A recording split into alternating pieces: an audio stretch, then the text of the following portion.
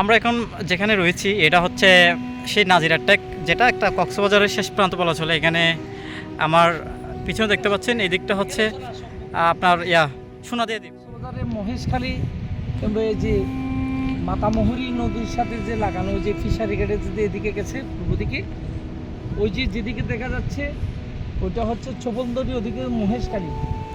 এই যে নদীর এই যে বঙ্গোপসাগরের সাথে এসে এই যে পানিটা ধাক্কা খাচ্ছে এখানে, যার বঙ্গোপসাগরের ঢেউর সাথে এই যে আমাদের মিঠা নদীর এবং লবণাক্ত পানির সাথে মিক্সার হয়ে যে নদী মোহনায় যে সৃষ্টি হয়েছে, এই যে ঢেউটা দেখা যাচ্ছে ওইটা হচ্ছে এইটা হচ্ছে সীমানা।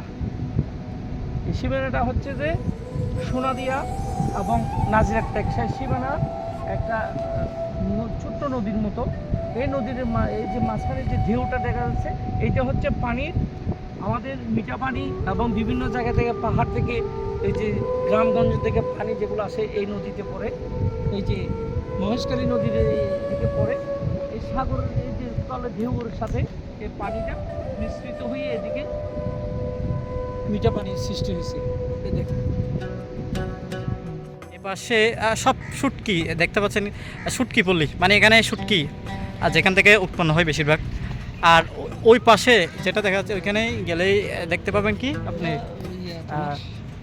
চপুলন্ডি, তারপর হচ্ছে এই যে বায়ু বিদ্যুৎ, এগুলো দেখা যাচ্ছে খুব সুন্দর। এখানে আমরা এখন চা বাগানের ভিতরে আছি, প্রচুর গরম, মানে এতদিন তো বৃষ্টি ছিল কক্সবাজারে, তো বৃষ্টির মধ্যে অনেক শুটকি করতে পারে নাই, এখন একটু আছে আর কি, এই কারণে আসলাম ঘুরতে। এই যে এখানে দেখে দেখছি, হ্যাঁ হ্যাঁ ওইদিকে সব শুটকি পড়লি, শুটকি সব শুটকি।